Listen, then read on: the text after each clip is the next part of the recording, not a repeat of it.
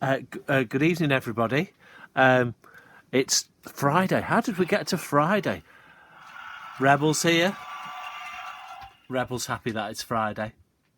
Over here we've got Pesco and Victor Hazel and the keeper, of course. Now today, it's the chapter 13 we're going to read today. Could it be chapter 13's an unlucky number? Could it be unlucky for people? Could it be unlucky for Captain Lancaster? We'll find out at the end. And here today we've got Danny and his dad and the raisins, because today, it's Friday. They're going to have to prepare the raisins to go to Hazel's wood with.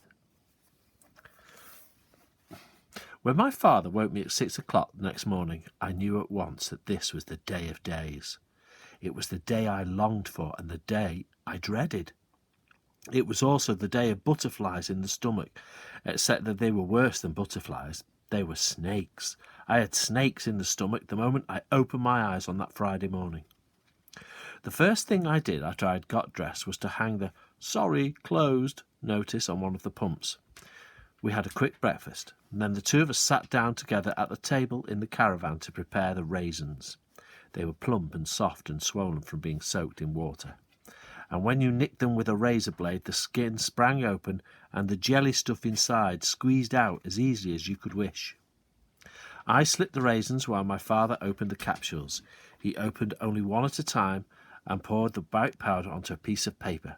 Then he divided it into 4 tiny piles with the blade of a knife. Each pile was carefully scooped up and put into a single raisin. A needle and black cotton finished the job. The sewing up was the hardest part, and my father did most of that. It took about 2 minutes to do one raisin from start to finish. I enjoyed it. It was fun. Your mother was wonderful at sewing things, my father said. She'd have had these raisins done in no time. And there we've got Danny's dad looking at, I think that must be a picture of Danny's mother sewing. I didn't say anything. I never knew quite what to say when he talked about my mother.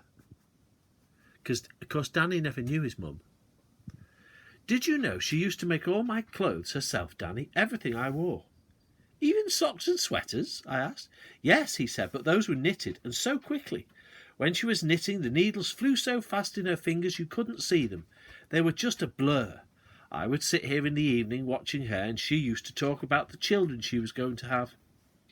I shall have 3 children, she used to say. A boy for you, a girl for me, and one for good measure. There was a short silence after that. Then I said, When Mum was here, Dad, did you go out very often at night, or was it only now and then? You mean poaching?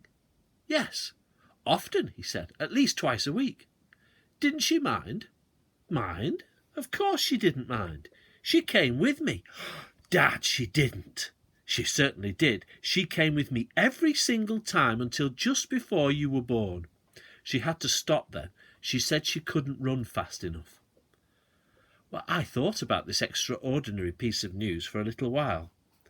Then I said, Was the only reason she went, was it because she loved you, Dad, or because she wanted to be with you? Or did she go because she loved poaching too? Both, my father said. She did it for both the reasons you mentioned. I was beginning to realise what an immense sorrow it must have been to him when she died. Now, sorrow means sadness. It must have been very sad. Weren't you afraid she might have got shot by a keeper? I asked. Yes, Danny, I was, but it was marvellous to have her along. She was a great sport, your mother. By midday, we had prepared 136 raisins. We're in good shape, my father said. Let's break for lunch. He opened a tin of baked beans and heated them up in a saucepan over the paraffin burner. I cut 2 slices of brown bread and put them on plates. My father spooned the hot baked beans over the bread, and we carried our plates outside and sat down with our legs dangling over the platform of the caravan. Usually I love baked beans on bread, but today I couldn't eat a thing. What's the matter? My father asked. I'm not hungry. Don't worry, he said. The same thing happened to me the first time I went out. I was about your age then, maybe a little older. And in those days we always had hot tea in the kitchen at 5 o'clock. I can remember exactly what was on the table that evening. It was my favourite thing of all. Toad in the hole. And my mum could make toad in the hole like nobody else in the world. Do you know what, children? This is one of my favourite dishes to make. In fact, it's one of the few dishes that Mr. Spencer knows how to make, really. Toad in the hole.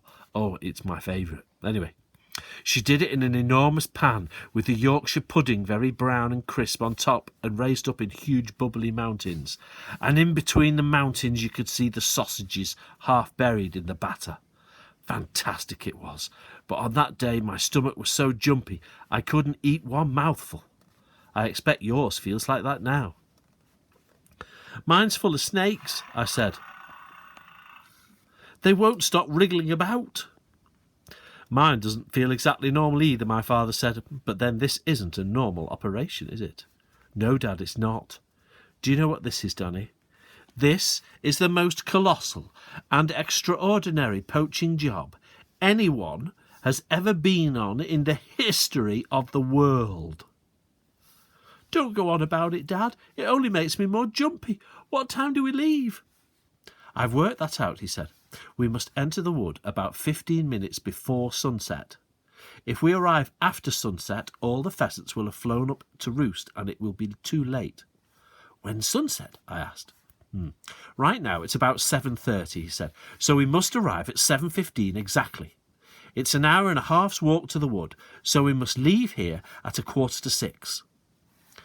Then we'd better finish those raisins, I said. We've still got 60 more to do. We finished the raisins with about 2 hours to spare. They lay in a pile on a white plate in the middle of the table. Don't they look marvellous, my father said, rubbing his hands together hard. Those pheasants are going to absolutely love them. After that, we messed around in the workshop until 5:30. Then my father said, That's it. It's time to get ready. We leave in 15 minutes. As we walked towards the caravan, a station wagon pulled up to the pumps with a woman at the wheel and about 8 children in the back, all eating ice creams. Oh, I know you're closed, the woman called out through a window, but couldn't you please let me have a few gallons? I'm just about empty. She was a good-looking woman with dark hair. Give it to her, my father said, but be quick. I fetched the key from the office and unlocked one of the pumps. I filled up her tank and took the money and gave her the change. You don't usually close as early as this, she said. We have to go out, I told her, hopping from one foot to the other. I have to go somewhere with my father. Goodness me, you look as jumpy as a jackrabbit, she said. Is it the dentist? No, Ma'am, I said. It's not the dentist, but please excuse me. I have to go now. Right. And that's the end of chapter 13. And if you see what chapter 14 is, Danny's getting ready to go. Chapter 14 on Monday is Into the Wood. So they're going to finally make their way to Hazel's Wood.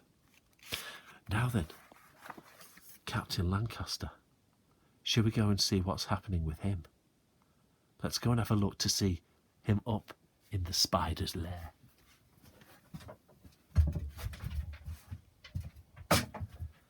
Right, well, he seems to be doing okay so far. The egg sac is still there, but you can just see the spider.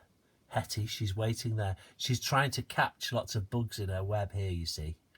And there's the egg sac. Now, we researched this, my daughter Alice researched this on the internet today. The egg sac will be there for about 2 weeks. About 2 weeks, it should be there. And when it does hatch, I think she said 2,000 to 3,000 spiders will come out. 2,000 to 3,000 baby spiders will come out of there.